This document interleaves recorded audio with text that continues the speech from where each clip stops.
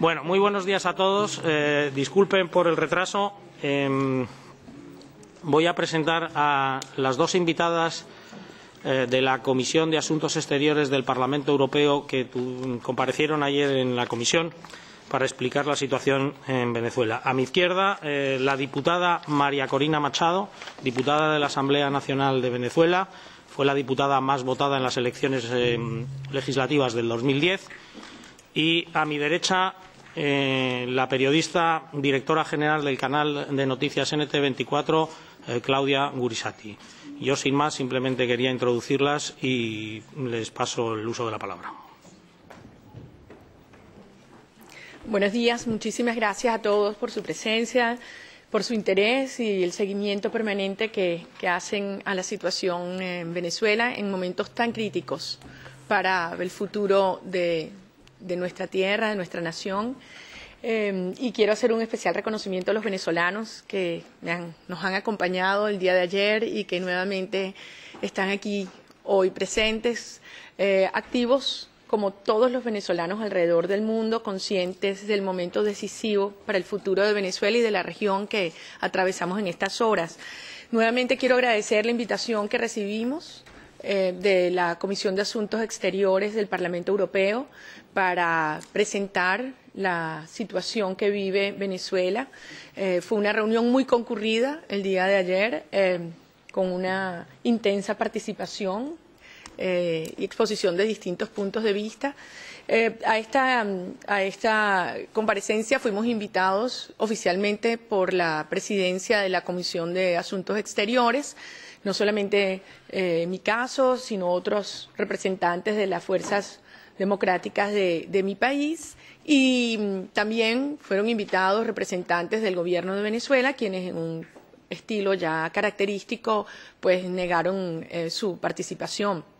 Quiero agradecer nuevamente a la periodista y directora de NTN24, Claudia Gurisati, quien ha demostrado a los venezolanos cómo existen demócratas y periodistas que, a pesar de las amenazas físicas y jurídicas sobre los medios independientes, siguen firmes en la defensa de los ideales democráticos y la búsqueda de la verdad, y los venezolanos eso lo agradeceremos y lo recordaremos siempre.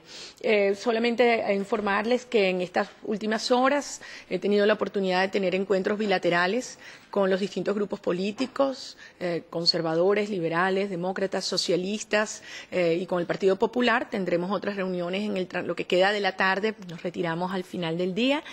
Y yo creo que para los venezolanos es muy importante, muy revelador, que haya tenido lugar esta comparecencia, esta discusión el día de ayer, porque sabemos que el Parlamento Europeo se encuentra en un momento muy intenso, un periodo electoral.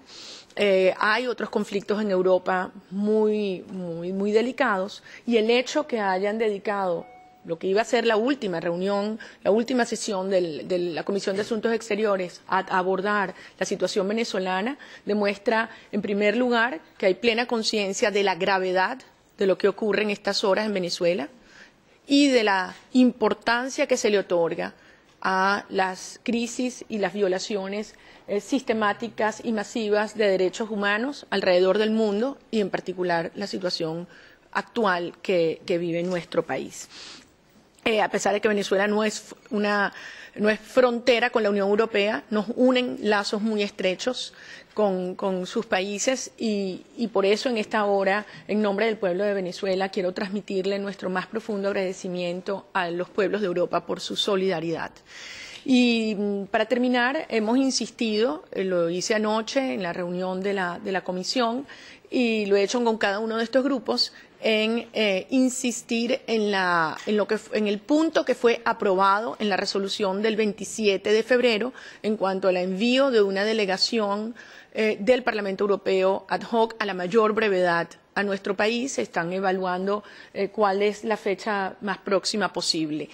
Para nosotros, haber tenido en estos últimos años el apoyo del Parlamento, en las resoluciones del 2007, del 2008, del 2009, del 2010, las dos resoluciones del 2012, pero además esta resolución del 2014, que tuvo una votación extraordinaria de 463 parlamentarios a favor, demuestra que la conciencia acerca de lo que ocurre en Venezuela trasciende la discusión ideológica, no tiene nada que ver con una discusión de izquierda a derecha, sino lo que está planteado es la vigencia de los elementos esenciales de la democracia y el respeto a los derechos humanos, y frente a una situación donde está en riesgo estos principios, hemos encontrado que la solidaridad y la conciencia abarca a todos los grupos políticos representados en este Parlamento. Así que en nombre de los venezolanos, muchas gracias. Regresaré próximamente, en las próximas horas, a Venezuela,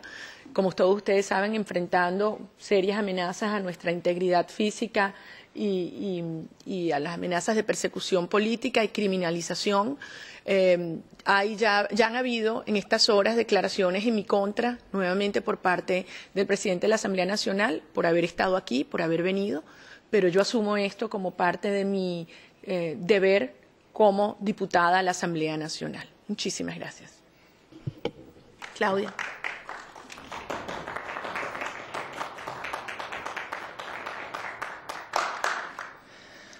Hola, muy buenos días, estimados colegas de los medios de comunicación.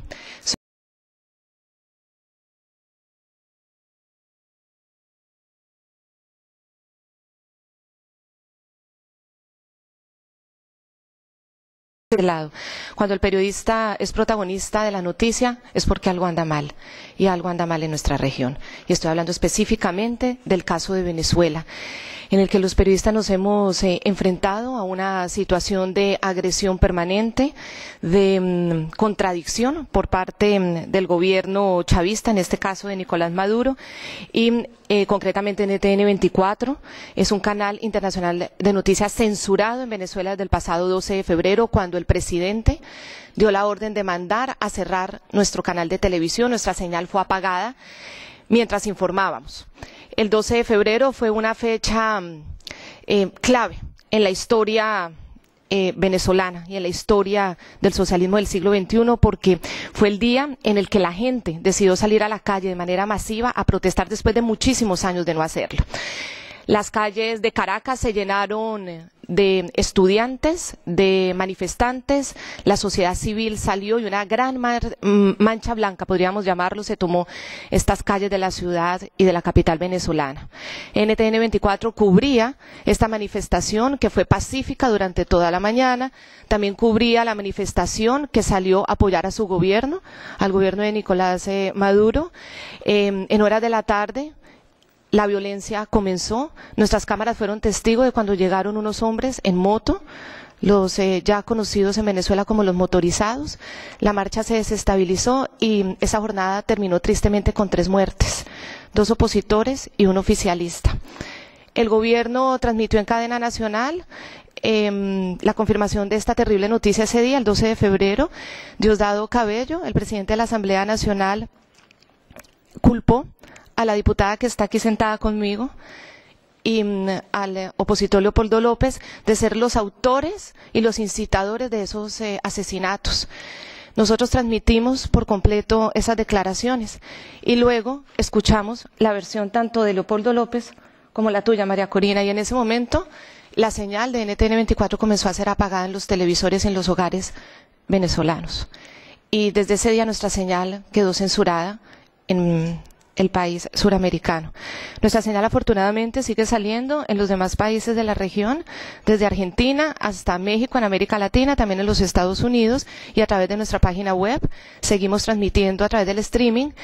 Cuando el gobierno se enteró de que seguía nuestra señal, también dio la orden de apagar y de bloquear www.ntn24.com, que es nuestra página web, nuestra plataforma digital.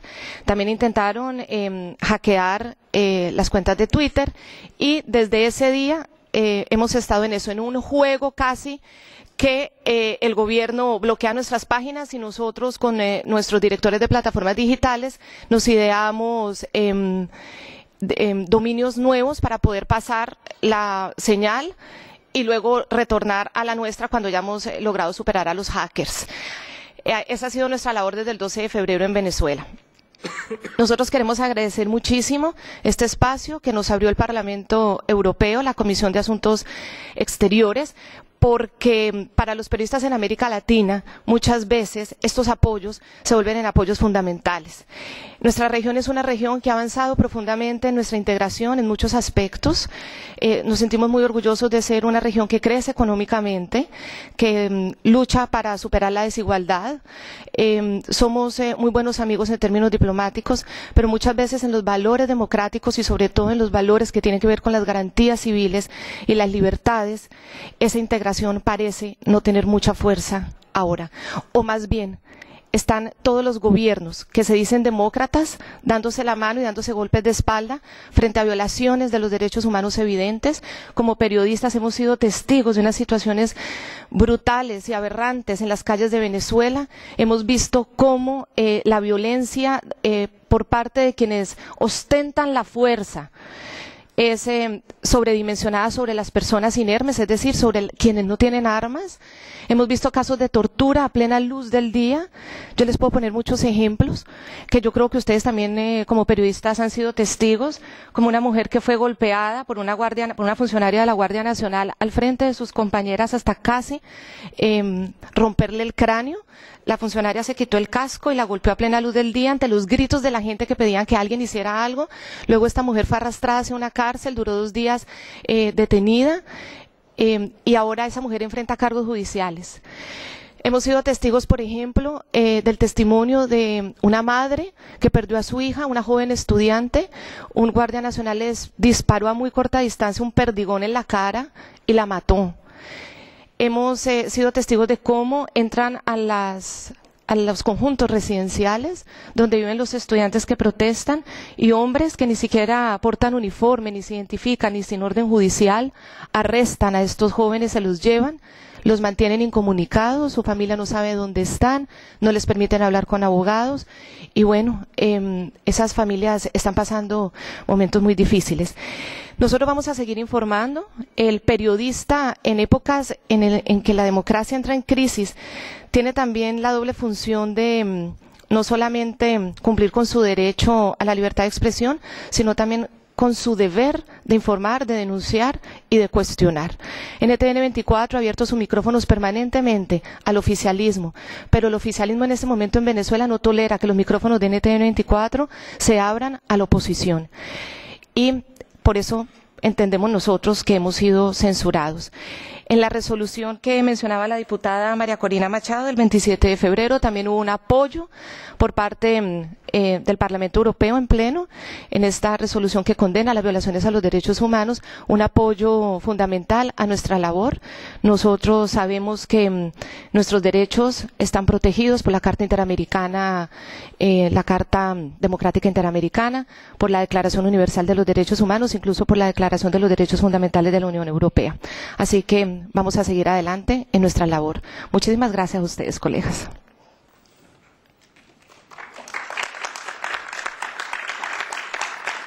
Si quieren hacer alguna pregunta, por favor.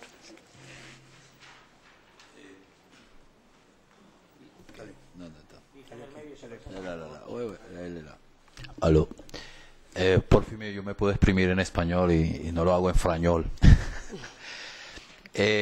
Bueno, realmente periodista colombiano Carlos Durán, registrado acá en la Unión Europea. Está bien que usted viniera a buscar el apoyo de la Europa, de los países europeos y quienes los representan en la Unión Europea, los 27, los 28 ya, pero usted no hablaron del apoyo que ha recibido el gobierno de Maduro con respecto a lo que ustedes denuncian de los gobiernos de Brasil, que bueno, sabe, la OEA misma se pronunció, no se ha pronunciado directamente en la forma ni contundente como ustedes lo esperan. Y vienen acá, es que esperan que Europa va a hacer lo que no han hecho los países que están cerca, que como Brasil, Argentina, que son muy influyentes en nuestra región, y los gobiernos, hablo de ellos.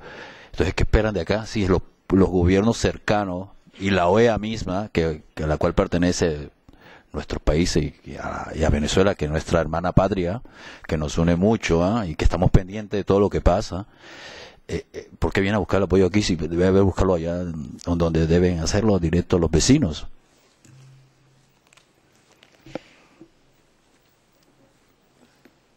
La periodista Claudia Brizat hizo mención al caso de una muchacha asesinada en la puerta de su casa en Naguanagua, Valencia. Su nombre era Geraldine Moreno, 23 años, estudiante de la Universidad Arturo Michelena y una gran futbolista. Geraldine estaba tocando cacerolas con 5 amigos en la puerta de su casa el 19 de febrero y llegaron 2 guardias nacionales por detrás de noche. Uno la tiró contra el piso y la apuntó a la cara y dudó en dispararla. El que venía atrás le grita, dispara, dispara. Y efectivamente le perforaron la cara y la cabeza con perdigones y él ya murió a los 2 días. Su madre se llama Rosa Orozco y Rosa Orozco fue conmigo a la Organización de Estados Americanos para tener un derecho de palabra, para que todos los embajadores del Consejo Permanente escucharan la voz de los venezolanos. La delegación de Venezuela logró el apoyo de la mayoría de los países para que esa sesión del Consejo Permanente primero fuera privada, secreta, y en segundo lugar para que se retirara de la agenda el primer punto donde yo podía relatar la situación de derechos humanos que vive mi país. Por lo tanto, tuve que hacer uso de un mecanismo que en la Organización de Estados Americanos se ha empleado en numerosas oportunidades, y es que se le preste la silla de un país a otro ciudadano a los efectos de exponer una situación crítica en su nación. Y eso hice. Por haber hablado en la Organización de Estados Americanos y haber sido la voz de Geraldine y de su madre, de Marvinia Jiménez, la joven madre soltera de 35 años, madre de un niño de 7, que fue no solamente destruida su cara en las calles de la Isabelica, una zona muy popular del estado Carabobo. La agresora está libre y Marvinia tiene 5 imputaciones judiciales, entre otras instigación al delito y robo, resistencia a la autoridad. Y ahí están las evidencias, la fotografía de cómo fue herida. Pero por haber hablado en la Organización de Estados Americanos, el señor Diosdado Cabello, presidente de la Asamblea Nacional, decidió arbitrariamente, unilateralmente, que ya yo no soy diputada de la Asamblea Nacional. Me acusan de traición a la patria por haber hablado en la Organización de Estados Americanos, delito que tiene 30 años de prisión en Venezuela. No solamente me prohibieron el acceso a la Asamblea, me anularon todas mis credenciales, le prohíben acercarse a mis asistentes, sino que cuando me dirigí a la Asamblea Nacional en la siguiente sesión, fui retenida junto con miles de venezolanos que me acompañaban al Parlamento, con la fuerza pública, civil y militar. Nos lanzaron gases lacrimógenos y hubo incluso detonaciones de perdigones. Yo he sido acusada de terrorismo, he sido acusada de homicidio, he sido acusada de desestabilización. No es la primera vez. Les voy a hacer una breve reseña de lo que fue un incidente el año pasado. Se cumplió el 25 de agosto del año pasado, un año de la mayor tragedia en una refinería en la historia de Venezuela, la refinería de Amuay, la que era la refinería más importante del mundo. No se sabe todavía cuántos venezolanos murieron, más de 50. Eso fue el 25 de agosto del año 2012. Durante un año estuve trabajando con colegas parlamentarios, con los mejores técnicos y expertos nacionales e internacionales, para saber lo que allí pasó, para llegar a la verdad de Amuay. El 25 de agosto, el día que se cumplió un año, fui hasta la refinería con mis colegas parlamentarios y entregamos el reporte que demostraba que había responsabilidad de la gerencia y la directiva de Petróleos de Venezuela. Al día siguiente fui acusada por la gobernadora del estado Falcón de ser la culpable de todos los incendios que han tenido lugar en el sistema de refinación de Venezuela y, por lo tanto, de desestabilización y de terrorismo. De modo que el régimen lo que está buscando es una excusa para sacarme del Parlamento, para callarme y, desde luego, para detenerme. ¿Por qué? Yo les pregunto, ¿por qué? ¿Por qué esa insistencia en aniquilarme a mí? Yo les pregunto a ustedes, ¿cómo se sienten ahora mis colegas parlamentarios cuando entran al Parlamento? Si piensan que un diputado que obtuvo el mayor número de votos en la elección y que ha tenido, desde luego, conocimiento y la oportunidad de tener apoyos internacionales, es objeto de una arbitrariedad como esta. ¿Ustedes creen que hay libertad de expresión dentro del Parlamento venezolano ahora?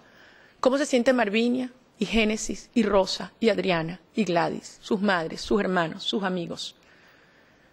Cuando saben que en Venezuela no hay posibilidad alguna de que exista justicia y la censura más brutal, porque el ejercicio del periodismo en Venezuela hoy es un acto de heroísmo.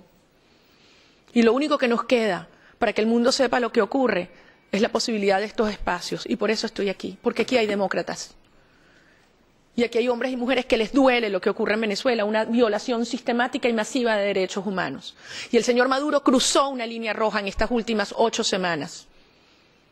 Porque hasta entonces el mundo creía que Venezuela era un país aterrorizado y resignado. Y vieron una sociedad en la calle acompañando el llamado de nuestros jóvenes estudiantes, que fue un llamado a la conciencia y a los corazones. Y cruzó una línea roja con su represión. Y por eso, a partir de ahora, la indiferencia frente a lo que ocurre en Venezuela tiene un solo nombre. Y eso es complicidad. Y la complicidad tiene que acabarse. Y por eso estamos aquí. Televisión Española. Hola, buenos días. Álvaro López de Goicoechea. Gracias por transmitirnos un poco la fotografía de cómo está ahora mismo Venezuela. Mi pregunta quiere ir un paso más adelante. Y ahora que desde Europa nos da la sensación, o al menos a mí, de que puede haber incluso, corríjanme, una fractura entre la oposición, entre quienes están dispuestos y lo hacen. Enrique Capriles, por ejemplo, en las últimas semanas, se ha sentado a unas conversaciones con el gobierno, con el propio Nicolás Maduro. No sé qué recorrido tendrá, pero bueno, inicia un diálogo gobierno-oposición, mientras que creo otro sector de la oposición llama a la movilización en la calle. ¿Son compatibles ambas tesis, ambas estrategias? ¿Y qué es lo que debe de hacerse en Venezuela para que la situación que ustedes están describiendo finalice cuanto antes? Gracias. Don Álvaro, muchas gracias. Y muchas gracias, yo quiero insistir, a todos los medios de comunicación de España que han estado muy cercanos de nuestro país y que han servido de ser una voz también para toda Europa y para todo el mundo. En primer lugar, así como no tenemos duda alguna que la orden de represión en Venezuela ha venido desde La Habana y ha sido ejecutada con precisión y sin piedad, no tenemos duda alguna que la pretensión de dividir a las fuerzas democráticas también sale de La Habana. Hay personas que dicen que yo quiero o que el régimen de La Habana me ve a mí como su propia presa particular y que hay allí una pretensión de anularme también desde esa ciudad, desde luego desde el régimen. Mire, si algo tenemos claras las fuerzas democráticas es que la unidad es fundamental. Tenemos una coalición democrática que hemos ido construyendo y que no solamente incluye los partidos políticos, sino debemos decir que están los dirigentes estudiantiles, los dirigentes sindicales y el movimiento laboral venezolano, las organizaciones de derechos humanos, las organizaciones de la sociedad civil, vecinales, las asociaciones de periodistas y los gremios, unidos, porque lo que está en este momento, el desafío y el reto es salvar no solo la democracia y la libertad, sino incluso la propia república, ya que nuestra soberanía ha sido ultrajada e entregada de esta manera a un régimen extranjero. Desde luego que el diálogo es esencial en toda sociedad democrática y nosotros, los venezolanos, vamos a llevar a Venezuela a la transición a la democracia en el marco de nuestra Constitución, para lo cual entablar un proceso de reformas producto del diálogo es indispensable. Ahora bien, lo que el mundo debe entender es que cuando a una sociedad se le cierran todas las vías institucionales y se nos cierra y se nos asfixia la posibilidad de expresarnos e informarnos, quedan dos opciones, don Álvaro. O se claudica y se acepta vivir cada vez con menos libertad, o se lucha por la dignidad humana y por la democracia. Y eso es lo que el pueblo de Venezuela decidió hacer. Desde luego que el señor Maduro no cree en el diálogo y así lo ha dicho. Y sin esta enorme movilización no sería posible colocarlo en una situación de tener que aceptar cada vez más unos términos en los que no cree. Pero todos los sectores democráticos, incluyendo a Enrique Capriles, Leopoldo López, Antonio Ledesma, todos los sectores de los distintos grupos de la unidad, hemos dado nuestro respaldo a la movilización ciudadana estudiantil y hemos dicho que tiene que mantenerse de forma pacífica y organizada, porque esto es un movimiento pacífico. La violencia le conviene al régimen. Y solo podremos avanzar en una dirección de reforma y de acuerdo en tanto en cuanto mantengamos dos cosas. Uno, la movilización ciudadana firme, clara y la protesta en la calle. Y dos, la atención y la solidaridad internacional. Por eso estamos aquí hoy. Claudia, yo quisiera resaltar que la ONG Espejo Público, bueno, y hay que, Espacio Público, perdón, hay que resaltar que en este momento las ONG están cumpliendo un papel fundamental en Venezuela. El Foro Penal Venezolano está haciendo las veces de quien ejerce justicia en un momento en que el opositor o el periodista agredido no tiene a quién acudir. Están buscando esta ONG precisamente para recibir asesoría y ayuda legal en casos de esas agresiones. Espacio Público es una ONG muy importante que se encarga de analizar la situación de los periodistas. Su último informe habla de 270 agresiones a periodistas y medios de comunicación desde el 12 de febrero, y estoy hablando de agresiones físicas, amenazas, robo de equipos y material a los periodistas, retenciones y censuras. 270 agresiones a los periodistas y a la libertad de expresión. Estamos hablando en 2 meses. Es una cifra altísima, es una cifra aterradora, es una cifra con la que definitivamente, si en América Latina no nos sorprendemos en lo mínimo, es porque definitivamente los valores democráticos se nos están yendo al piso. Y ante estas agresiones a los medios de comunicación, y ni hablar de las denuncias que hace el Foro Penal Venezolano, hablan de 70 casos de tortura, de los cuales ya dicen que por lo menos 40 ya están confirmados.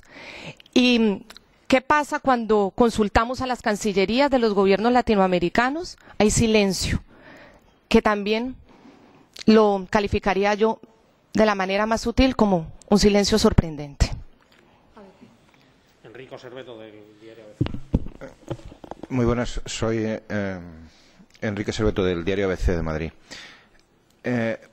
Teniendo en cuenta la situación económica que se está viviendo ahora mismo en Venezuela, el deterioro de las instituciones, de la justicia, su caso desde luego es un elemento escandaloso. ¿Usted cómo puede predecir qué es lo que va a suceder? Es decir, qué es lo que va a pasar a corto o medio plazo, teniendo en cuenta, digamos, que yo creo que las coordenadas que tiene el presidente Maduro, bueno, tiene muy poco margen de maniobra. En efecto, es una situación muy complicada porque debemos recordar, yo sé que todos lo saben, que la situación económica en Venezuela se deteriora cada día que pasa. Tenemos una inflación del mes de marzo por encima del 30%. Esto es una escasez que ni en economías de guerra tiene lugar. Estamos hablando de una inflación oficial del 57%, todos sabemos que es muy superior. Una devaluación que tuvo lugar hace 3 semanas del 696%, que lleva al sueldo mínimo, que en Venezuela es prácticamente el sueldo único en la administración pública, de $60 mensuales. Y yo les doy un ejemplo, lo decía ayer. Esto nos lleva a un sueldo diario de un trabajador de 109 bolívares. Una lata de atún cuesta 120, por encima del sueldo mínimo. Estamos hablando de un sistema de salud colapsado, don Enrique, colapsado. Cuando le digo que no hay medicinas, no es que no hay medicinas en los centros públicos, hospitales, no las hay en las clínicas. Sin embargo, estuvimos diputados hace mes y medio en un instituto que se llama el CEFAR, adscrito al Ministerio de Salud, donde yo recibí solicitud de que lo fuera a visitar por los trabajadores que allí laboran. Aterrados, escondidos, me enviaron mensajes, porque se están triangulando medicinas vencidas con Cuba, un negocio de más de 400 millones de dólares. Cuando llegan las medicinas vencidas, las queman. Y ahí estaban los depósitos que fuimos a verlos nosotros. Entonces, lo que te quiero decir es que esto es una situación económica que se deteriora cada día y donde lejos de corregir las políticas se acentúan. Porque la gran preocupación es que sí, el señor Maduro se ha reunido en estos últimos días con empresarios y representantes gremiales, que les han ido a exponer una serie de requisitos o sugerencias que deben hacerse para corregir la situación económica. El 70% de lo que comemos los venezolanos es importado, 70%, porque se ha destruido nuestra capacidad productiva, pero es que ahora no hay dólares para importar. Y hay una deuda de más de 10.000 millones de dólares con las empresas importadoras de alimentos y medicinas, a la cual el régimen le dice, no, yo no te voy a pagar la deuda, los productos, a los cuales los empresarios dicen que no porque no creen en el régimen. Entonces, es una situación que se va a deteriorar en lo económico, desde luego en lo social, y desde el punto de vista político, lo que vemos es un discurso hacia afuera, presionado por la movilización de la calle, pero el mensaje del señor Maduro, antes, durante y después de ese primer encuentro fue ningún elemento de la revolución va a entrar en negociación alguna. Ese es el planteamiento que existe hasta ahora. Entonces, bueno, en lo que a mí respecta, me dice Juan que mencione, bueno, yo no sé qué va a pasar conmigo cuando yo llegue. A mí me persigue la policía política todo el día, alrededor de mi casa, hasta la puerta del avión llegaron. Recibo mensajes casi a diario desde la Fiscalía diciendo que hay órdenes de captura. Ya uno no sabe si es verdad o es para intimidar. Amenazas a mi familia, amenazas a mis compañeros de trabajo.